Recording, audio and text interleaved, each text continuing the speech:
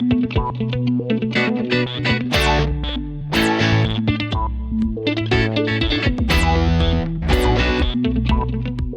and g'day, welcome back, and thanks for taking some time out of your day to give me a listen. I'm your host, Darren, and this is Season 2, Episode number 10 of my Guest List pod, and today it's another show in the interview series. So I guess we're about halfway through this season if we're at number 10, and I have to say that it has flown by pretty quickly. I wasn't sure how this season would pan out after my little incident where I tried to turn myself into Electro from Spider-Man, but I'm still having a ball doing the show, and I can't wait to see who else I get to talk to in the future. If you're new to the show, this is how it works. Each episode, I invite a guest creator onto the show, and we count down a top 10 list in a topic of their choosing. Along the way, we take breaks and ask them questions to delve a little deeper into their world and get to know them and their work a little better. If you'd like to get in touch with me or the show, you can find me at my Guest List pod pretty much everywhere you look. And this week's show, I get to introduce you to an amazing individual who also happens to be, amongst other things, a very talented podcaster. From the first time I saw this young lady on Instagram and then listened to her podcast centered around mental health, I knew I wanted to talk to her. And it's funny, the first time we actually spoke, I think I vomited up a lifetime of repressed stories about my own issues with OCD that go back to my childhood. But Ellocin is very easy to talk to, and it's always easier speaking to someone that understands that type of experience. Fortunately, I didn't scare her off, and we got together to do the show that I have for you today. So let's not waste any more time. Sit back, relax, and enjoy. Blue is beautiful. Ooh, ah, ah. This is my podcast. Ooh, ah, ah. Listen here, I'll make you laugh. Ooh, ah, ah. Honestly, let's just cut it off there. Joining me today is the bubbly host of a very fun, sometimes confronting, and considering the state of our world at the moment, I would say almost necessary podcast. Ellocin Daz's show, Blue is Beautiful, is centered around mental health and the people it affects, both directly and indirectly. Ellocin deals with serious issues and doesn't shy away from asking some very difficult questions. But she also manages to present her stories in a way that are humorous and uplifting. Her joyous nature is infectious, and it's hard not to automatically smile when you see one of her Instagram posts. So without further ado, it is my pleasure to finally welcome the multi-talented Ellocin Daz onto my personal guest list and onto my guest list pod. That was a really nice intro. Thank you for that. No worries. Making me smile over here. Yeah, and I'll obviously have to go back and do some editing, but it'll come out fantastic and clean when everyone else hears this. I'm not even stressed. I stutter all the time on my show. It's crazy. You crushed it. Oh, very cool. How are you? How you been? I'm so good. So good. Thanks for asking. How are you today? Not too bad. Yeah, look, we're in the midst of our 6th lockdown here in Melbourne, and yeah, it's pretty crazy at the moment. They've locked down kids' playgrounds. You know, kids aren't allowed to go to playgrounds. You know, they're working towards a vaccine rate or vaccination rate that they have in their head that they want to get done, and hopefully, you know, we've got to learn to live with this virus, unfortunately, and it's just the way of the world. And at the moment, it's hard for everyone here, especially the kids. Yeah, man, it's craziness. And it's so hard, like, working as an entertainer, specifically in the field for mental health, because now, you know, I want to bring so much light, right? And keep the faith high for people. Yep. So, you know, we keep pushing through, because depression and anxiety, PTSD, that shit's there without this going on. So yeah. Now it's especially hard, you know? So especially on the kids, I'm totally there with you. Yeah, look, I see it in my two. I've got 2 younger ones. I've got a 20-year-old, and it's affecting him as well. But I see it especially in my 2 younger ones. You know, one's probably a little bit more introverted than the other, and probably affects him less. The other one's a lot more gregarious, and you know, is always around a lot of friends, and he was a school captain at one stage and all that sort of stuff. So he's awesome. Missing the socializing with all of his mates, and yeah, it's just not great for either of them at the moment. And oh well, we have to work through it, and we'll see how we go. But we're doing what we can on the weekends to keep them busy, going for walks at night. Yeah. Good. So, good. Yeah. All right. So you guys are out of lockdown and everything there in Honestly, Darren, I don't have a fucking clue. I quit watching the news because I can't stand anybody, and I'm a really positive. I'm a really positive person. Yeah. But like, there was a point in time when our health minister told people that you should have sex through a glory hole to prevent a global pandemic, and I saw that shit. I'm like, I'm out. I'm done with this. Fuck off. Like, don't and I'm not even making this up. So honestly, I don't know. I could not tell you what is happening because I can't be fucked to watch anymore. Well, look, I think you guys must be coming out of it a bit, because I've got some friends over there who have started doing their live trivia shows again and things like that. So it's good to see that at least that people are opening up a bit, and, you know, people's livelihoods are starting to come back, which is, it's good. It's good. So yeah, totally. All right. Why don't we begin with pretty much the question I ask everybody? Tell us the Ellocin Daz story. We'll get to your work, like your broad body of work that you do and all the strings that you have to your bow. But tell us about Ellocin Daz, the story, elevator pitch. The story. Well, I guess I grew up an athlete, so I was always into sports, specifically volleyball, and I did really well. Mm-hmm. I got scholarships offered to me in the States. I'm from Canada, by the way, for you guys listening. I had scholarships offered to me in the States. I took one here in Canada, crushed it, got like Rookie of the Year awards, overall female Rookie of the Year for the school. My name was engraved into a wall. I went to the All-Star games, like the whole shebang. Mm-hmm. And I was miserable, like so miserable. So it didn't really matter what I did or accomplished. My brain just like was not working right. Okay. And so I lived the majority of my life undiagnosed with ADHD. And once I finally got my mental health figured out, it was like, whoa. So I thought that, I really like comedy. I went to improv school, did some stand up at Yuck Yucks for a bit. I'm like, I'm going to mush the two together, mental health and the comedy, and talk about it more, because I couldn't have been the only one who lived 20 plus years undiagnosed and miserable as fuck. Yeah. So now I kind of try and use my art as an outlet and teach people about the brain at the same time, and I'm having a great time doing it too. Fantastic. Yeah. What drew you to podcasting in particular? Was it just the fact that it was such, there weren't really many barriers to entry and you could reach a large audience, or podcast? That's a great question. That is an unreal question. And the answer to that is I was going to put out an album because I'm also a rapper. I had an album ready to go. And I was going to start performing in 2020. And then everything went to shit in the world. So I couldn't go to the clubs to start pushing my music. I couldn't do that, drop this album, because I'm like, I can't sell the shirts. I can't pull the crowds. Everything was crazy. So I'm like, what am I going to do with myself? Because I'm wired all the time. So I was like, okay, the album was going to be called Blue is Beautiful.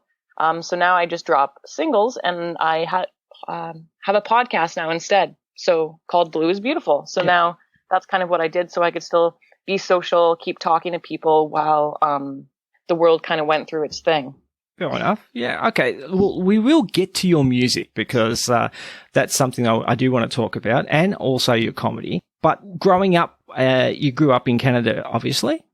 Yep. Yeah. What was it like for you as a youngster who undiagnosed with ADHD? Did you face a lot of problems as a young girl?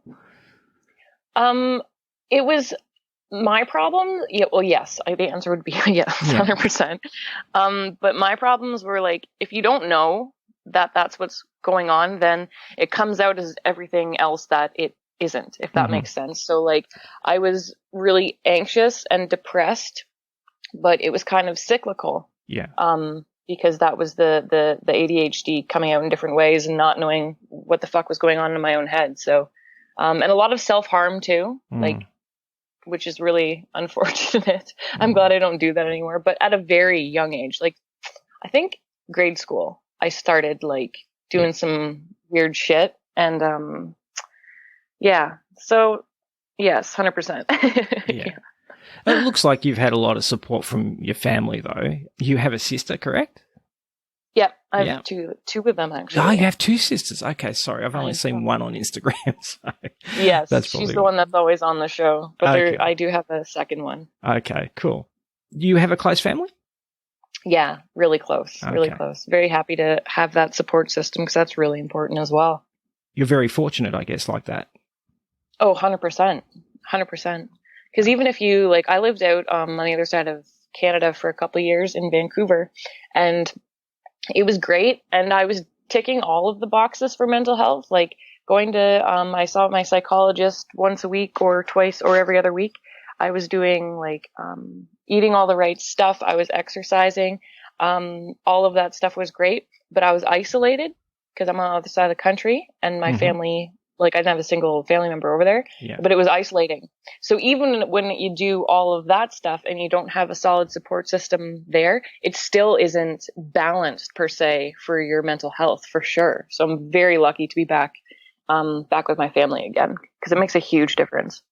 The lifestyle in Vancouver too may be probably a little quicker, a little faster, a little bit more fast-paced, and just because of that make things a little bit more anxious for everybody there, or like we have that here. That could be a thing. That totally could be a thing. I haven't thought about that. I liked it because the lifestyle that I had there, like I didn't have a car. I could walk everywhere to do everything. Yeah. And the hills are crazy. Like one street alleyway would be like a borderline 90-degree incline. And then the next street would be like a different hill. So the exercise was always there, and I loved that type of lifestyle. But living in the city is a lot faster, and it's not ever quiet. It's like there's no downtime. Yeah, it's a bit more stressful. I know Vancouver. Well, I sort of know Vancouver. I guess my wife has relatives there. So, I remember that. Yeah, I speak to them a lot, and I'm a Canucks fan, so I'm always speaking to a lot of people over there. So, that's good. When I heard you'd stayed in Vancouver for 4 years, I was going to ask you what you thought of Vancouver, but you've already told me, so great. I loved it. Yeah, I loved it. I would go back in a heartbeat, to be honest. As long as I could have a bigger, like, living quarters, I would move back there in a heartbeat. Yeah. So your podcast, Blue is Beautiful, how'd you come up with the name? That's a great question. Well, blue is my favorite color, and I love to do visual art. I do a lot of custom paintings and stuff, and that's one of my outlets for mental health. Blue is my favorite color, and it comes in all different shades. And blue is often a term people use to describe how they're feeling when they're not feeling too hot in the head. I'm feeling kind of blue today. So I just wanted to make it a visual thing that people could see, that blue, or whether you're feeling it or whether it's a color, it comes in all shades. And no matter what shade you're feeling, it's beautiful, and, things are going to be okay. So I kind of wanted to put a spin on it that was positive and visual, because I'm a visual learner. Look, I think I sort of guessed that probably was the story behind the name of the show, and I thought it was actually a really clever name, and I really like it. So thank you. And thank you. That's great. With your show, you do, like I said in the intro, you do actually talk to a lot of different people in a lot of different stressful situations where they've faced a lot on their mental health journeys. What's probably one of the shows that's probably stood out to you as maybe the hardest one for you to do so far, in terms of maybe the confronting nature of what you were talking about, or what someone's gone through? Yeah, I would have to say probably there's a tie between two of them. One of them, the episode, I forget which number it is, but it's The Loss of a Child, featuring Michelle Evans. I interviewed her because she had lost her daughter, Sydney, at the age of 2. And that was a hard one because we were both crying, and I'm trying not, to cry while doing the interview and maintain a level of professionalism. And also keeping in mind that, like, sometimes, like, I like to make people laugh on the show. Excuse me. I like to make people laugh on the show. So having guests like that come on, it's like, okay, this is going to be a show where I'm going to make you laugh at the beginning, and then you're probably not going to laugh once for the next 45 minutes. Yeah. And then I'll make you laugh at the end. So that was a hard one, really heart aching. And then the other one I would say is the mask exemptions one featuring Melissa Dubé, because that was really hard too, because we talk about sexual assault and that was a hard one to listen to. It was really hard. And that interview was actually really great. Her and I talked for 3 hours, and I had to trim it down to one, but I would hang out with her in real life. Like, it was an exceptional human being. But yeah, those two would probably be like the toughest ones, but they're so important to talk about. So it's like, you can't not to me at least, it's important. So it's like, well, you just do the thing because somebody else out there has gone through the same thing or is going through the same thing. So, do the damn thing. Yep. Yeah, and definitely. And I thought, especially the one about the mask exemptions, that's probably the most recent one that I've listened to. That was very confronting in terms of, she was so settled in the way that she was and upfront about what happened and the impact that it had on her. So it was actually a very interesting episode. It's probably, even though the nature of the story was horrible, it was one of my favorite episodes that you've done because it was such a good interview. Thank you. I appreciate that. I No appreciate problem. that. And that was a really tough one too, because like, she's telling me this story and I don't film I don't film my podcast. It's only audio, but my face half the time when she was saying stuff, and I had to cut a lot of stuff out. I just couldn't wrap my head around the shit that was going on. And so when people are telling you, like, I go to a grocery store and people call the cops on me, I just like sit there and I'm like, what the fuck, man? Like, what is going on in the world? Yeah. But yeah, she was a doll. Yeah. Oh. Look, with confronting a lot of the issues you do, and you're talking about it before, the podcast is sort of like therapy. Like, I know with your comedy and your music, I guess is sort of therapeutic for yourself. Is the podcast also a bit like therapy for yourself in terms of an outlet? My solo episodes, 100%, because I could talk all day. Like, I just love talking. So the fact that I can do it and put it somewhere where people actually enjoy it and I don't piss people off around me or be annoying is like 100% like therapy. And then the interviews are just really fun and I genuinely enjoy that. But solo, 100%. Oh. Do you feel that way too? I don't really do any solo episodes, but this is something I did more of as a challenge to myself because I probably said it before on one of the other podcasts, but part of my job, I do speak to large numbers of people, and when I'm speaking to them, doing some sort of a seminar or something like that, I never usually have a problem. But as soon as I had a microphone put in front of me, I draw a blank, and I don't know. I had an idea to start a podcast 2 years before I actually started the podcast, and it was to involve my 3 boys, and I was going to do something with them, and it didn't really eventuate, and so I put it on the shelf and thought, oh, maybe I'll get back to that. And eventually I thought, if I don't do something now, I'm going to be 70 years old and regretting the fact that I never did anything like this. Exactly. Yeah. And to, you know what? It's a great way to speak to people from all over the world, from different backgrounds about different subjects and get to know different stories. And I've said it before, it's a selfish podcast in the way I see it because I have all the fun and hopefully my guests have fun too, but I have heaps of fun speaking to all these different people about different subjects. And sometimes we get to geek out over, movies. Sometimes it's over music. Sometimes it's over games. It's been fantastic. I've really enjoyed it. So even though I'm working harder than I normally do when it's not locked down, it's something to do. It's something else to do. And it's something that can take up my time. So, yeah. Totally. And a lot of people are like that too with the microphone, because I'll have these really awesome conversations with my friends in real life. And one of them, Allie, she was on the show, I think, like one of the first couple episodes. And she's a psychologist.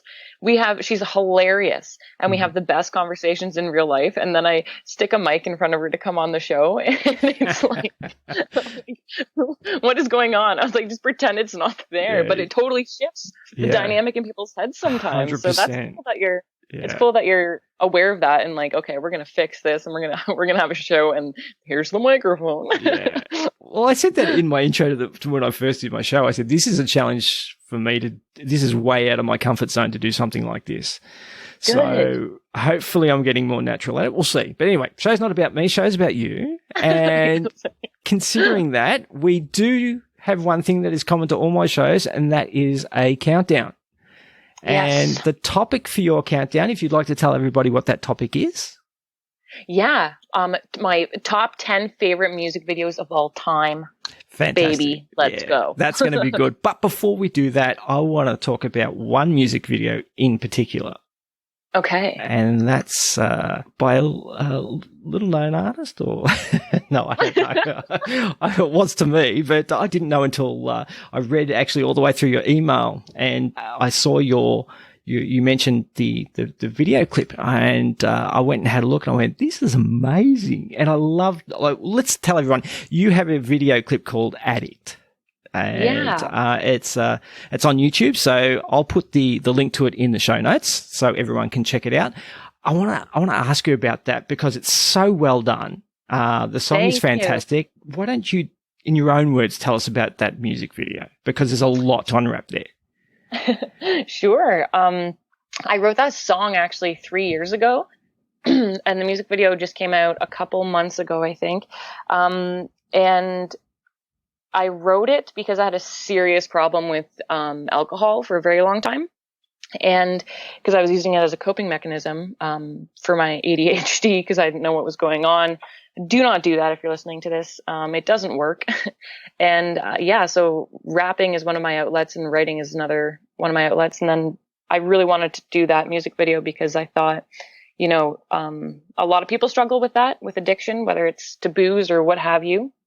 And my favorite types of music videos are ones that elicit really strong emotions from the audience. So I was like, I'm gonna do this, and I'm gonna act seriously for the first time in my life, because I do all sorts of acting, but it's always character comedy or like stand-up comedy or skits that make you laugh. So my goal with that music video was to make people cry, and I think I did a good job because I bawled my eyes out.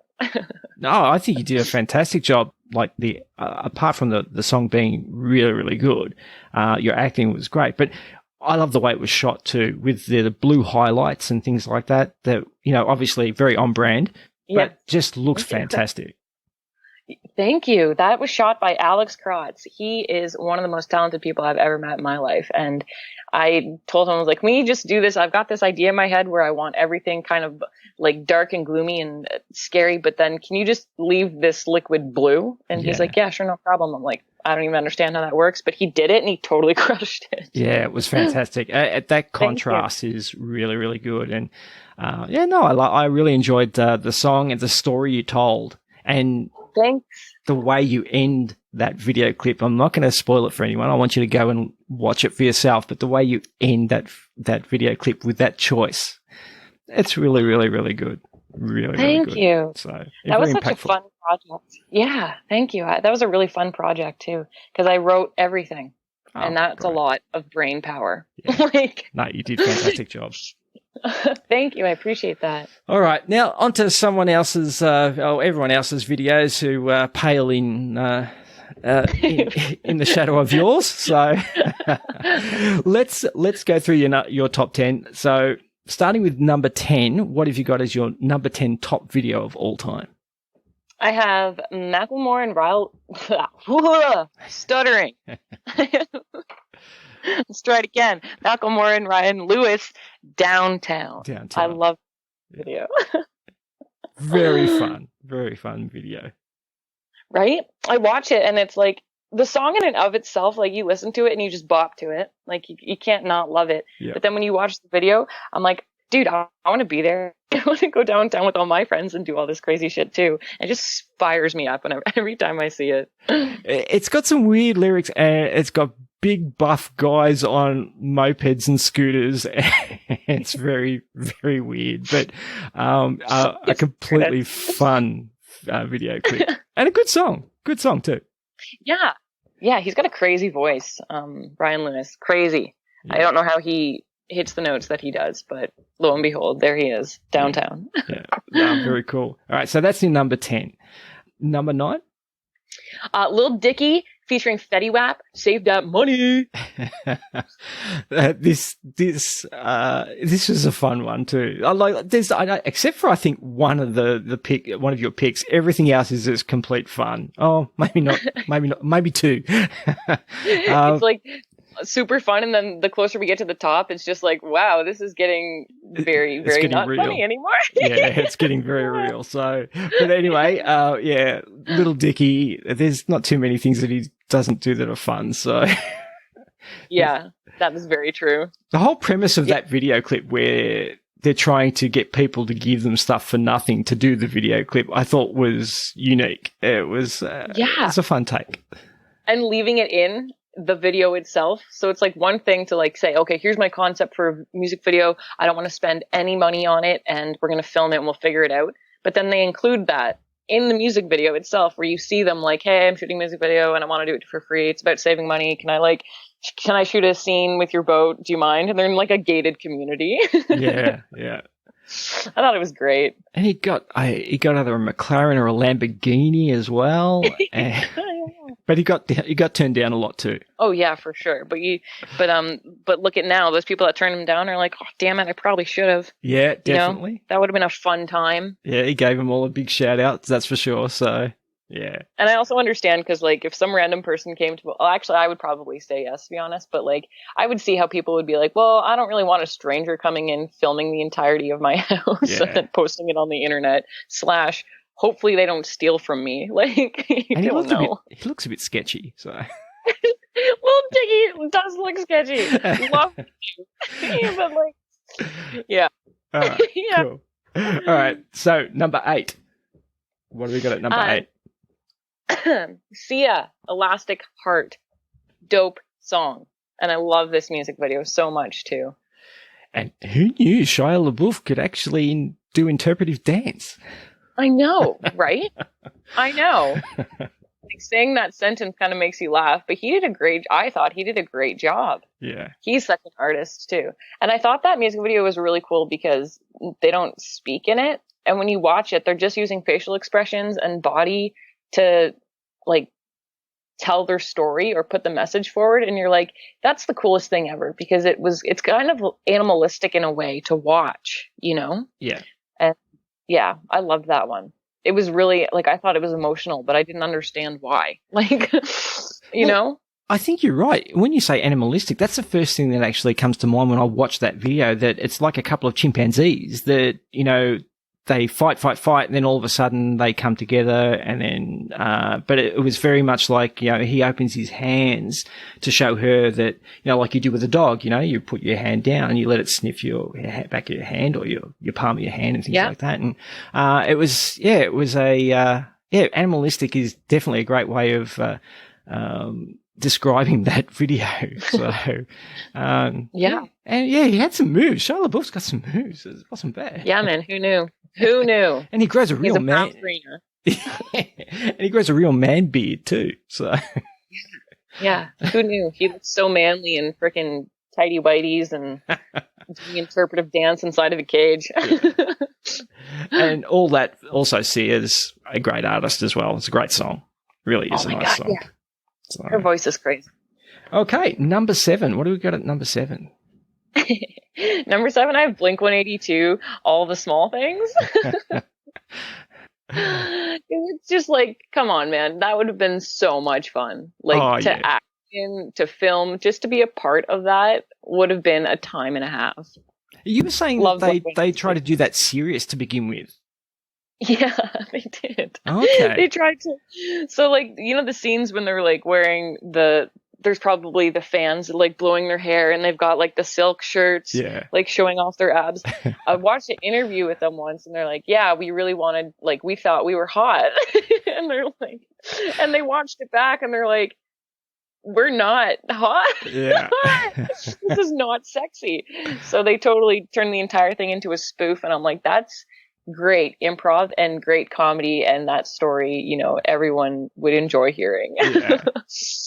Even like when they're on the beach, I think the beach scene when they're like half the shirts open and they're like laying on the side like Calvin Klein models, like in the sand, rubbing their hands through their hair, like about how hot they are. Yeah, it's hilarious. I love that type of comedy. It was funny. They're making fun of a lot of boy bands there, and it reminded me of what's the matter? Popstar, Never Stop, Never Stops. Was it Never Stop, Never Stopping? That movie? Have you seen that movie? Yes. With Steve, right? Steve from Lonely Island? Yes, the Lonely Island Boys. Yeah, that's it. Yeah. Dude. Oh, yeah, 100%. Yeah, I forgot about that movie. I'm going to have to watch that this week. That's a great movie. Yeah, it is very. I did a countdown with someone else, and they introduced me to that movie. I'd never seen it before, and my son was like, "How could you not have seen that?" He said, "It's so funny." He's hilarious. Yeah, it's very cool. And Tom DeLonge, actually, I probably know Tom DeLonge mainly for the fact that he's now gone over to doing all the UFO paranormal stuff with Strange Times, that website. Yeah. So I watched. Sorry. Oh, sorry. I was going to say I watched a Netflix series. I love aliens and UFOs. Like, I'll binge watch that stuff all the time. And Tom DeLonge was in one of these episodes on Netflix talking about it, and I was like, whoa, this is crazy, because I love it when a conspiracy theory always comes out as truth 10 years later, and everyone thinks or thought that he was crazy, just like they thought Joe Rogan was crazy and all these people are crazy, and now, all of a sudden, perfectly timed in the middle of a pandemic, by the way, which is great for keeping the public like at bay. But when the Pentagon just comes out and it's like, oh, by the way, we have spacecrafts on Earth that were not made by humans or made on this planet. Anyways, yes, 200 more cases of coronavirus. I'm like, are you fucking kidding me? Look over here. Yeah, I was like, I don't give a fuck about the flu anymore. What do you mean there's spaceships? There's spaceships. Yeah.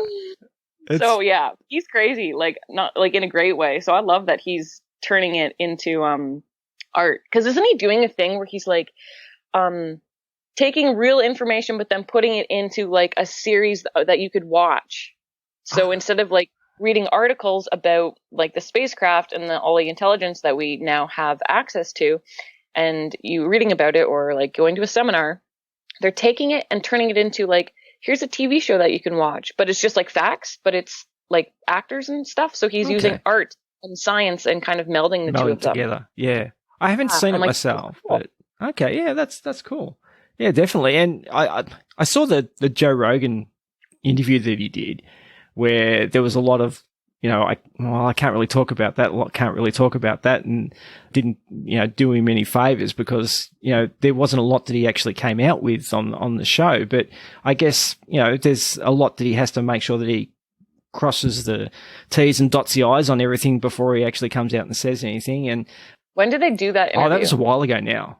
So I haven't really kept up with what's happening of late. With maybe him. It was like, maybe he couldn't. Like, actually, like maybe it was just bad PR timing where it's like, I want to talk about this thing, but I'm not allowed to talk about it yet. Yeah, I think that's why it came across. It came across as like, look, this is what's in the works, but I can't go into too much detail. And Joe Rogan, he'll press you on, and he'll try to get it out of you. And it was still a good interview. I didn't mind it. It was good, but yeah, cool. All right, so that's number 7. So let's take a break. As a new podcaster, one of the annoying things I have found about trying to collect the reviews you get for your show is that Apple, for example, only show you the reviews you get in the iTunes store of the country that the review is made in. So if someone reviews my show in Canada, I won't even know they've reviewed unless they tell me. And I won't be able to see the review unless I log into that country's iTunes page. And honestly, that sounds like a lot of hard work. However, I recently signed up for a service that aggregates all of your ratings and reviews from a number of sources and displays them for you all in one place. Not only that, but they also offer a link for your podcast that automatically displays only the rating and review platforms compatible with your listener's device. So people don't have to wonder or search for how and where they can rate and review your show. Go check out mypodcastreviews.com, and I'd be grateful if you could please use my affiliate link when you join to let them know who sent you. It's in the show notes. And if you want to rate and review my show, you can go to lovethepodcast.com/myguestlistpod. Now back to the countdown. Okay, and we're back. So, Ellocin, I want to ask you some questions now about you specifically in terms of what do you do for fun? What other interests and hobbies and things like that do you have? Oh, I feel like I have all of the interests and all of the hobbies because I like to hop from one thing to another. Apparently, that's like an ADHD thing. Okay. But I love mainly writing. I love writing a lot. I like writing skits. I like writing sketches and comedy stuff. And I love doing visual artwork as well. Mm-hmm. And I would have to say, yeah, those would probably be what I get the highest highs from would be writing. Okay. Yeah. Now, so you used to play volleyball as well. Do you still do any sports or anything like that? No. And you know what? It actually pisses me off now because when I played at such a high level that now when I get invited to go play like a Sunday league or like, it's not fun for me. Yeah. Like if we're not going balls to the walls and like trying to kill people, then I don't enjoy like not competing. Yeah. So I don't really play anymore. My sister and I will we bring a volleyball everywhere we go because we it's called pepper, like when you go back and forth with it. Mm-hmm. So we'll do that and that's great, but that's about the extent of that because I just get too angry. Okay, fair enough. I understand that, especially when you played at such a high level. So yeah, I like to compete. Now, you mentioned your comedy. Now, I know little birdie, well, actually Instagram, told me that you've just recently had a comedy spot. Do you want to tell everybody about that? Sure. I was asked to open for 905 Fest, which is a community event here in Hamilton, Ontario. And it was a blast. It was to raise money and non-perishable items for a local food bank. And they asked if I would come open up the show for a family event. And I said, "Are you fucking sure?" and it was awesome. I didn't swear once. And I taught the audience about mental health and the power of the brain and what happens when you when you have intrusive thoughts in your mind and how that can impact your everyday life. And it was great. It was a really fun time. People laughed, hung out. Important. There was great music. That's important at a comedy presentation. Have everyone laughing. It's great. Yeah. Okay, this is going well. Was it videoed? Was it recorded so that people could maybe see it if I put a link in the show notes? Oh, yeah. Sorry, I'm coughing so much. I talked all day yesterday. Yes, it just was yesterday, so I do have it filmed. I don't have it uploaded yet, but once it is, I will send that to you so that all of you fine people listening can watch. Definitely. Well, I'm very eager to watch it myself, so. Oh, okay, well then. So, if you weren't podcasting and you weren't, say, a comedian, what do you think you'd want to be, or what sort of job, and traveling billionaire does not count, or you can't actually choose that. But I interviewed a couple of girls from New York, and I asked them the same question. I said, if you weren't, doing what you're doing, what would you like to do? And they said, traveling billionaire. And I was like, damn. So I'm going to have to rule that out for everybody from now on. So no traveling billionaire. What would you do? That's a really great question because I quit my old life and promised myself I would not do anything I don't want to do anymore. So I feel like I'm doing all the stuff I love. So if I'm not doing this, what would I do? I like to, you know what? I know. You know what I would do? And I'm not even saying this to be funny. Okay. I would teach water aerobics at retirement communities. And I'm going to tell you why. Because my family has... That's what I would do, and I would love it. We go to my family's for barbecues and stuff on the weekends, and they have a pool, and a big group of us, like a 15 ballpark around. Yeah.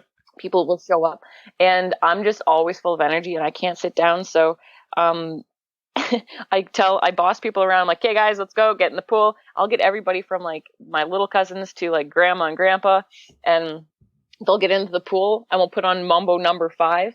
and I'll be up on the deck and I'll run water aerobics classes and make everybody copy what I do. And that would be such a fun job, especially in a retirement community. So that's what I would do. Okay, fantastic. All right. Well, that's not what I expected, but thank you. You're so welcome. No, very Call cool. me when you're retired and you need some exercise. I will, definitely. So with your when you started your podcast, what did your family and everyone think? Did they, obviously you got a lot of support. Were they surprised? I don't think anything I do surprises my family anymore. Okay. Because I've tried so many different things to see if I like it, like for careers, and I've changed so many times that I think they're like, oh yeah, that's a good idea, but they're kind of waiting for me to not keep doing it because I fall out of love with things, and when I don't love something anymore, then I'm done with it. Okay. And I still love it. Yeah. So they're like super stoked and love how like now we go and teach kids. Now I can run programs from my computer for people to take, and like it's sweet, and they're the most supportive. Okay. But definitely not surprised. Fair enough. All right, cool. All right, well, why don't we get back into your countdown and uncover the rest of your choices for top music videos. So Let's do it. I think we're up to number 6. Yes, we are. Yeah, okay. What's at number 6? Number 6 is Sunreal, Everywhere We Go. And I have no idea who this is. First time I ever saw this music video, I was on a treadmill at Good Life Fitness. Okay. And my headphones were plugged into the treadmill, and there's like, there's big TVs and stuff like all up around and what have you. Mm-hmm. I was listening to the song and I was like, wow, this is actually kind of good because he's a rapper. And then I looked up and I'm like, what the hell is going on? Because the music video does not match the song. Like if you listen to the song and you haven't seen him and you haven't watched the music video, you would not expect to see what you get with the music video that they put together. And it's hilarious. Yeah, I'd have to agree there. I watched it for the first time once I got your list and was like, what am I looking at here? Like, it's pretty weird. So I actually, next to your list, when it came to that one, I just put a big question mark next to it. It's like, what fair enough. So, I love the type of comedy though, like the Napoleon Dynamite-esque nerds. And I like, he did a really great job. I love the lyrics in it. And so I think that the contrast of like the lyrics and the rapping with the visuals that they chose, I was like, this is hilarious. And I was just stunned. So I had to put that on the list. Fantastic. All right. Very cool. All right. So let's go to number 5. Oh, D12, my band. Yeah, Hello. Yeah. No. Right? Yeah, definitely. Very fun film clip. And again, 100%. That reminds me a bit of Popstar, Never Stop, Never Stopping as well. Definitely. Oh my God. Yeah, totally. Yeah. Totally. I loved it when Eminem worked with D12 and did all that stuff because they were hilarious. Yeah. Like they were such a hilarious group of people, but also like the most hardcore rappers. Yep. So whenever they put out like comedy stuff, especially that video, it was just so great because then you would also watch like one of their music videos, like Fight Music. I don't know if you've ever seen that one by D12. No, I don't think I have. Scary as fuck, very hardcore. Okay. Weird as shit. And then you bounce over to this one and it's like, this is crazy. You guys are all such great artists because they cover everything from like hip hop to comedy to acting to, the whole thing. And they're like these hardcore rappers, which I think just adds to the hilarity of it all when they put it together. And then I think having watched that again for the first time in ages, they're sort of making a bit of a statement about the stupidity of the industry sometimes too, in terms of, what it makes you do. And, like I said, I looked at that and went, it's reminiscent of Popstar, Never Stopping sort of thing. And I was like, yeah, it's pretty cool. And seeing, 100%. Seeing Obi in that big lame onesie. Not flattering. Yeah, no, it's so great. Doesn't give a fuck. Yeah. So, but anyway, no, it was really cool. It's very funny. Okay. Yeah, I like that. We're up now. Okay. So we're up to number 4. This is where we start to get a little bit strange and weird. Yeah. Oh, yes. Sorry, guys. So your number 4 is? Is Sweet Dreams by Marilyn Manson? So why is this one of your favorite videos? Because it freaks me out. And like, you can't watch Marilyn Manson and not get freaked out. Like, and when I watch things like that, I mean, I'm drawn to really dark stuff, like darker vibe, like emotionally. And when I watch it, I'm like, dude, you're freaking me out, man. But I can't look away. And so I don't know. I think like I love the combination of art and like disgust mixed together. And I don't know. I've always liked music videos like that because I'm like, what the hell is going on? You know, I would watch it again and again and again and still not understand what I was looking at. He's a bit of a master at marketing in terms of his brand, and he knows what buttons to push. He's a clever guy. But this is weird as hell. Seriously. Oh yeah, it's the weirdest. It's like it's like those you know, have you ever seen the movie Hills Have Eyes? Oh yeah. Okay. Yeah. With the creep, because everyone like the after effects of the nuclear testing. Yeah, the radiation, cannibals. Yes. Yeah. Yes. So I feel like this reminds me of movies like that, only it's like 3 minutes and there's no storyline. It's just like a bunch of Hills Have Eyes crazies. Yeah. So reminds me of American Horror Story, actually. Oh yeah. Watch that. Yeah, that's sort of the way it was shot too, from up above and a lot of the scenes. American Horror Story do that a bit as well. So yeah, and what is wrong with us that I mean, maybe not you, that we like it so much? No, I watch all the American Horror Story stuff as well. So okay, cool, very good. Okay, let's take another break, and we'll come back with some more questions for you in a sec.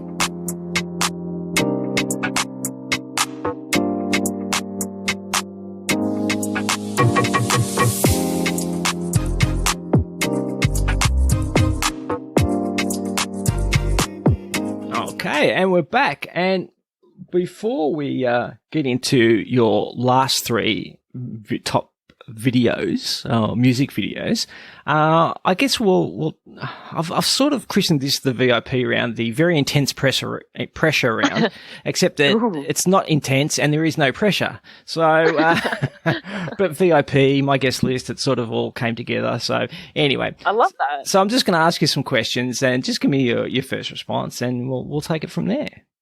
Okay, wait, I have a question. You can, yeah, not a problem. How many words do I have to answer the question? No, look, I always say there's 60 seconds on the clock and there's no clock. Okay. It's just between you and me, there's no clock. Follow the rules, but there are no rules. There are no rules, exactly. Yeah, that's the way I live my life. Not really. I live it the way my wife tells me to live it. So, all right. So, coffee or tea? Oh, coffee. Okay. Lots of coffee? Yeah, probably too much. All right. And I say it with regret because I should be a tea person. Favorite holiday destination? Holiday destination? Mm-hmm. I feel like I haven't gone into enough places to say, but based on where I've been, I would go back to Vancouver in a heartbeat. Okay, cool. Are you a morning person or a night owl? I practice being a morning person because I know it's good for my mental health. Okay. But naturally, I am a night hawk. Okay. Does that get hard sometimes, that you want to be a morning person, but you still stay up late and maybe cut down the hours of sleep and rest that you're getting? Yes, I totally fuck myself on that all the time. But I like getting up early and like starting my day off I do the affirmations, I go for a walk, and I listen to podcast, sit, journal, coffee before I start my day. And if I don't do that, I'm like a squirrel for the entire day. Yeah. But nighttime comes and it's like the sun goes down and I'm like, I start itching. I'm like, I should be writing or I should be doing something. Like, and I get nighttime anxieties. Yeah. So I don't know. Okay. I don't know. Look, I do want to ask you actually. So we'll set aside the questions just for a sec. You said you listen to podcasts. What do you listen to? I'm always intrigued what other podcasters listen to in terms of podcasts. You know what? I used to listen to Girls Gotta Eat a lot. And I had to stop listening to podcasts if it's a show because, and same with music, I have to stop listening to music if I'm creating music. So right now I have to stop listening to podcasts because I'm creating podcasts because it interferes and changes the things that I do as an artist if I'm soaking and absorbing in all of that information. So what I do is I create a playlist. I guess technically they're podcasts, but they're motivational speeches. Okay. So, or like one that's just affirmations with like some music in the background. So I'll listen to that stuff in the morning to get me fired up, but I can't listen to other shows until I take a break from creating my own, which is really unfortunate. But yeah. Do you listen to audio dramas or anything like that? Audio dramas. Audio dramas. So stories, episodic stories, and things like that. I should. Because I think that is something I could do. But yeah, that's great. You should remind me of that when we're off the show, because that would be great for me to do, because I have a hard time reading sometimes too, and that'd be a great way to do books. Yeah, look, there's some great. I've actually done some reviews on some of the favorite audio dramas that I like. There's one that you might like called Archive 81, which is there's a lot of music involved in it as well, and it's very offbeat. It's very like the different seasons. Well, the seasons are different in terms of the way they're presented. They're left of center in terms of the way, it's a bit of a horror podcast as well in terms of some of the stuff that happens. It's actually really, really good. But anyway, we can talk about, I can give you some recommendations. Yes. So yeah, definitely send me after. There's one I'm going to do coming up. Actually, I'm going to do a review on a show that I'm nearly finished, and this is a show that I've actually recommended to some friends of mine who have already binged it. They're already ahead of where I was, so it's really, really good. But I'll talk to you about that one later as well. So that's I would love really that. Cool one. Thank you. I think you might enjoy it. Thank you. All right, look, that's enough of that. Let's get back. I'm really itching to find out what these top three are. So let's get back to your top three videos. So let's start with number 3. Die Antwoord featuring G-Boy. Don't take me for a pussy. The Antwoord. So it's funny. I see these guys. You know what's funny about these guys? I didn't know who they were until I got your list. And then as soon as I saw them, I went, Chappie. So you do know what I'm talking about. Okay. Yes. So explain the Chappie people. Yes.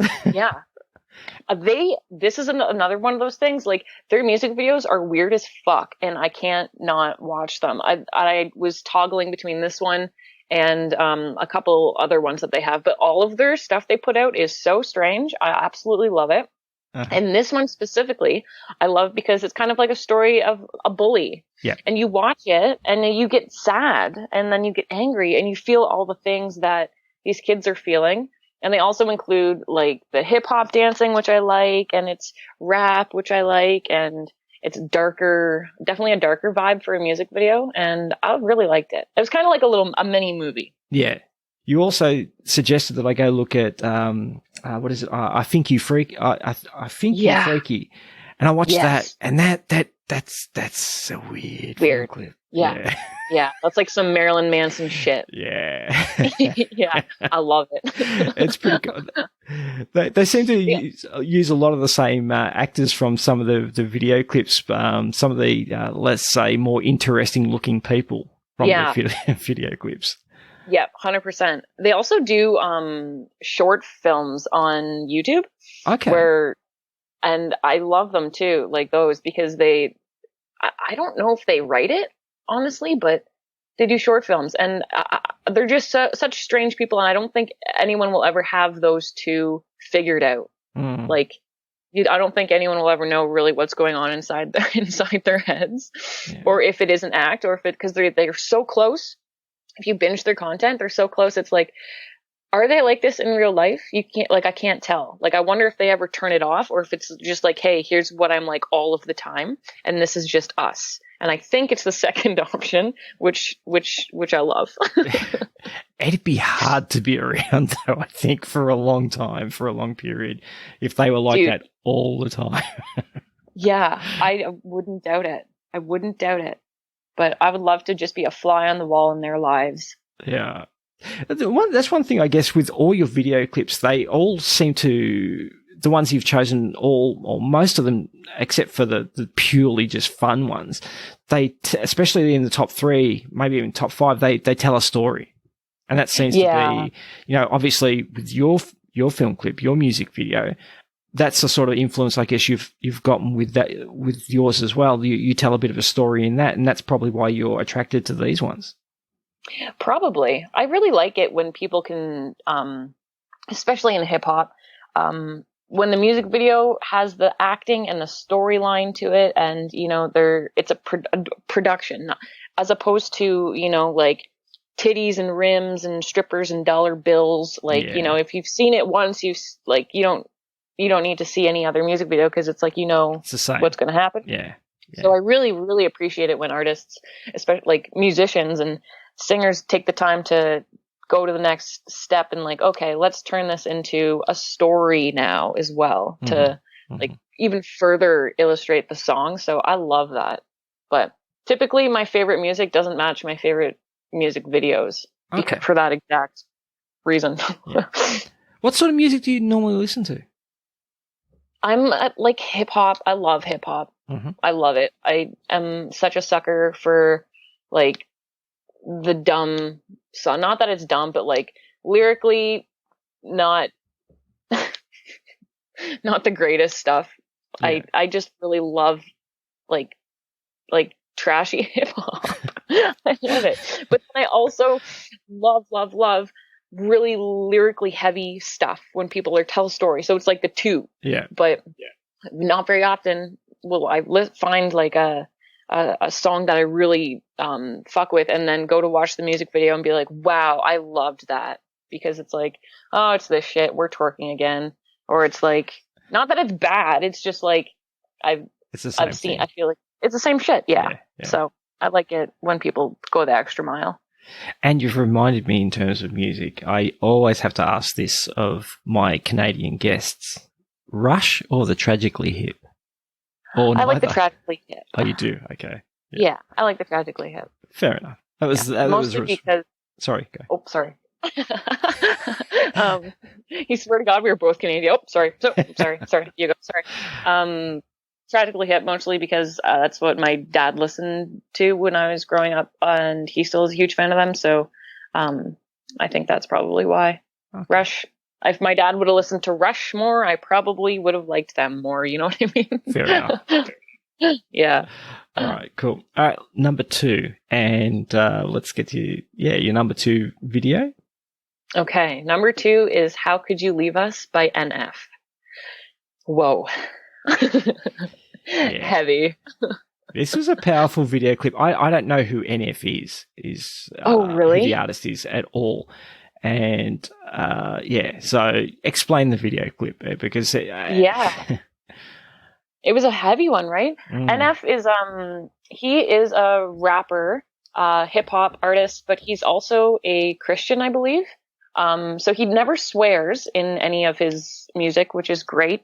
And he always has a great message, and he suffers with OCD as well. So music is his outlet too. So I relate to all the stuff that he does. And he uses it as a form of therapy to, you know, write these songs out so it gets out of him and he doesn't have to sit with that shit lingering and festering inside of him. So all of his music videos that he puts out as well have great storylines. And this one specifically, oh my God, it's sad as fuck, because his mom overdosed and died because she was addicted to, I forget what it was, pills or drink of sorts. And you watch this video, and he, between his lyrics and like the visuals, it's like it's a tearjerker for sure. You know, you feel every little emotion when you watch this one. the emotion comes out in his voice, and yeah, it's hard not to tear up in terms of it's definitely a music video that tells a story, and yeah, it's with the little kids in it as well, and obviously what happened to the mother and what she's left behind, and you get that raw emotion from him in terms of the way he's feeling about her while still loving her, but being so angry at her leaving them. It's such a powerful video clip. I'm really glad that it was on your list, because I would probably have never seen it otherwise. And it was a really, really nice video clip to see. I won't say nice, actually. I shouldn't say that, but I'm happy I saw it, because it's not a nice video clip, but it's honestly, you should go check out more of his stuff, because he's got such a positive message about him, and he has one of those voices where you listen and you don't even need to watch the video, but you listen to his voice and you're like, fuck man, like you feel it and you can hear that he's feeling it while he's performing it. So he's such a talented dude. All right, cool. I'll definitely go check out some more of his stuff then, for sure. Okay, so the last one, the big number one, and why don't you let everybody know, because in terms of a story, this is a big one. Yeah, my number one is Eminem Stan, and the long version, the full version. That is my number one favorite music video of all time. And I dare say you're not alone there. It's a pretty, again, powerful, dynamic video that tells a really sad story, and also coined a phrase or a word into the English lexicon, I guess, in terms of, a standing someone. So, yeah. Dude, I didn't even think of that. Yeah, that's where it comes from. I did not know that. What? Oh my gosh. Wow, you just blew my mind. And wow. I'm old. Holy shit. Wow. Yeah, this music video was crazy. And you know what? I'm pretty sure too. So the music video is crazy, right? Because if you guys haven't seen this music video, one, get out of the rock that you've been living under, and two, the song is about a crazy fan that is obsessed with Eminem, and then he ends up killing his pregnant girlfriend by locking her in his trunk and getting drunk, and then driving his car over a bridge, and he kills himself and his entire family. It's dark. Yeah. But the crazy part too is that Eminem just made it up. Okay. He just made that story up. Yeah. So even from a writing perspective, I'm like, that's fucking crazy. So his imagination is obviously so great, and then can, articulate it and make it rhyme and in time. Okay. So that's crazy, but he just made it up. Yeah. He's like, oh, I'm going to make up this crazy ass story about a super fan. So there probably was a super fan that was fucking weird, but then he just blew it out of the park and was like, yeah. And then he was so obsessed that he, tied his wife up, and he plays both parts in the song, which is fucking sick. Yeah. And I just think that is such a cool, multi-talented thing to be able to do, and he just made it up in his brain. Yeah. That blows my mind. I really like Eminem in terms of I like the way he raps, but I also like what he said. His lyrics usually are pretty, meaningful, and even where this is a fictional story, there's a message in there as well in terms of, the relationship, the dynamic relationship between, a fan and the responsibility as an idol or an icon and things like that, and how you interact with fans and what it means to them, and not really understanding it sometimes maybe, or there's a lot to unpack in that video. There's a lot of things to reference, and he does it with aplomb. It's a great video clip. It's a great song too. And Dido, totally. That Dido, cameo is great. She's got a fantastic voice. So, and she's in the video clip too, isn't she? She acts in it. Yeah, that's right. She is she's the pregnant girlfriend. That's so right. She sang and she did the acting in it, which is really sweet. Yeah. Yeah, that's I love that video. I think it's really cool to watch I was talking with Josh Fisher, who's a rapper from Hamilton. Mm-hmm. We were talking about how artists, and you'll see it a lot, comedians too, but like people who rap about these dark, fucked up things, or violent things, or like aggressive types of stuff, but really talented writers. And then you meet them in real life and they're like super nice people. Yeah. And I think it's just so funny how the imagination is so crazy. Like I could sit here. I've got a couple songs too where I'm like, this is fucked up, man. I can't even believe I wrote this shit. I haven't put them out yet because I'm like, I don't know why. I probably should get on that. But I rap them and then I listen. I'm like, I sound like an angry motherfucker. Holy shit. And then but if you sit down with me now, it's like a total opposite thing. And I think that's really, really cool to see, especially with music videos like this, where it's like, Eminem raps about like killing his mom and like fucked up shit, but like super nice dude, family man. yeah, definitely. Yeah, like blows my mind. Yeah, it's a contrast. Definitely a contrast. But I guess it's also like we were talking about before in terms of therapy. Maybe this is the way those inner demons come out for some people in terms of, and that's the outlet for them. And yeah, that's great that they can do that. It'd be totally really frustrating to have those demons and not have any sort of an outlet for them, not be able to sing, not be able to write, not be able to speak on a podcast or talk on a podcast, not have anything there. And I guess that's when those inner demons start to play with your life. And yes.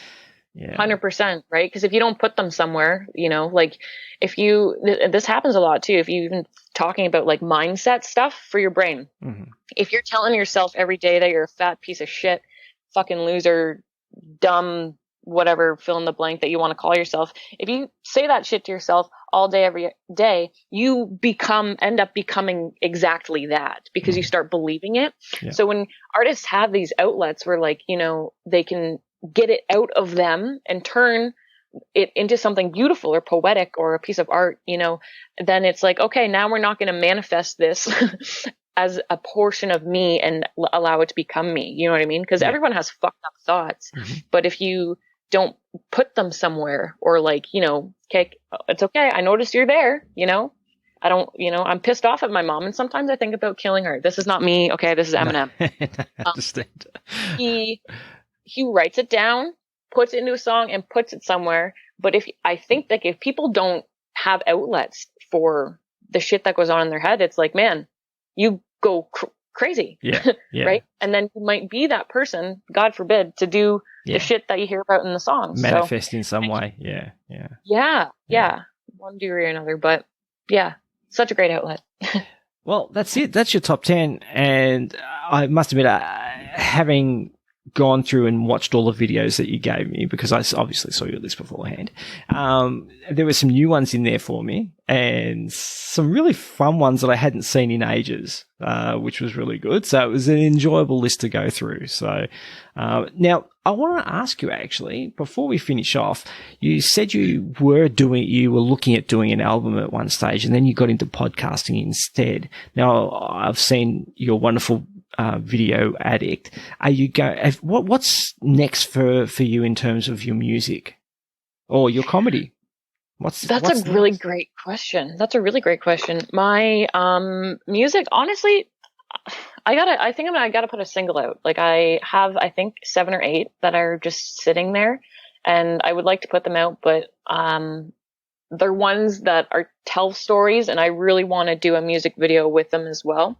And so I think that should be on my list. So this is me verbally reminding myself to call my producer and say, hey, we gotta get the ball rolling here.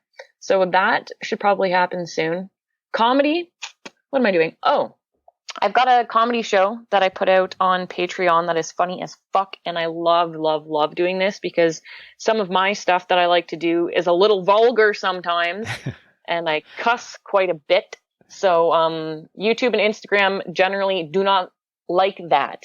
Like I got a strike. You ever get a strike on Instagram? No, I haven't actually had one on Instagram yet. Fuck, man. Like, and this is through my Blue is Beautiful page, okay? So wrap your head around that. Yeah, how did you get that? Yeah, because I was being funny and Instagram can't handle humor. So someone commented on one of my comedy skits on my Blue is Beautiful page, and they said, finally, a female comic that doesn't say pussy. And then I replied to the comment and I said pussy because like, Of course. kind of how I like to roll. Yeah, exactly. And then I get a notification from Instagram telling me that I broke the community guidelines. So then I got a strike, and I'm like, are you fucking serious right now? I was like, fuck, man. So I had to branch out. I'm like, this is going to be a problem because there's a lot of stuff that I like to talk about. So I have my comedy show on Patreon, and it's great. My sister's on it. I do skits. I do family vlogs. I do stand-up, improv comedy, character comedy, the whole 9 yards. And yeah, so that's what I'm doing there. And if you guys want to find that, it's patreon.com/Ellocin Daz. And yeah, time of your life, I promise. If you don't laugh, call me and I'll give you a refund. Fantastic. Well, look, while we're on that, why don't you tell everyone where they can get in contact with all your work? Not just that, but, all your socials and any other contact points that you've got. Yeah, totally. If you guys want to listen to my mental health podcast called Blue is Beautiful, that's on all the platforms. You can find that on Instagram as well at Blue is Beautiful Podcast. If you want to find just me, that would be at Ellocin Daz, ELLOCINDAZ. And I also run a bunch of courses and do teen talks, team talks, and stuff like that. And you can find information about that on my website, which is ellocindaz.com. I'm probably forgetting something, but I feel like that is the majority of the bases. Okay. Look, I'll do some digging, and if there's anything you've missed, I'll make sure that I put that in the show notes as well. So, but okay. Everything from your music, your comedy, and your wonderful podcast, I'll make sure that everything, all the links are in the show notes, so people can go check them out there. Ellocin, I appreciate that. Not a problem. I just want to say thank you very much. We finally did it. I know. Oh my God. We did. We finally did it. So people probably out there don't know, but we had a couple of false starts, and we finally got around to getting it done, which I'm really happy for because me too. I've been looking forward to talking to you because I love your show. Your show, you don't have to have any issues with mental health to appreciate the stories that you bring to life on your show. They are human stories and everyone can relate to them, and you present them so wonderfully. So I really encourage everyone to give your show a listen. And like I said, you have an infectious, joyous attitude towards life. So well done on that. Congratulations on that. So it's really good to see. Thank you very much for making time to do this with me. I really appreciate it. And have a great day. Have a great week. Thank you. Thank you so much for having me. And anytime you wanna come, I was thinking maybe you'd come on my show sometime if you want. Yeah. And literally anytime, I'll come back on your show in a heartbeat because I love hanging out with you. You got great vibes about you too, and you're just a fantastic human being to be around. I mean, I know we're literally on opposite sides of the world, but you are a fantastic human to be around. So thank you for having me. Thank you. You're very kind. Not a problem. And yes, I would love to talk to you again. I'm sure there's another countdown that we can get to that we can have some fun with. So yeah, for sure. 100%. 100%. All right, Elsa, you look after yourself, and I'll talk to you soon. Thank you. Bye. Bye. That's it for another week, everyone. I hope you enjoyed my chat with Ellocin. She's a wonderful, talented person, and her strength of spirit in the face of what she's endured is truly inspirational. If you can't tell already, I had a great time talking to Ellocin and loved her countdown list. As I said, I'll put all her links in the show notes, and you can also follow my socials for her links as well, because I'll post them there during the week. Please join me again next week for another review and recommend show. And even if my show isn't quite your cup of tea, maybe suggest it to someone who you think might be interested in it. That'd be great. Thanks for listening, and as usual, I'll chat at you again next week.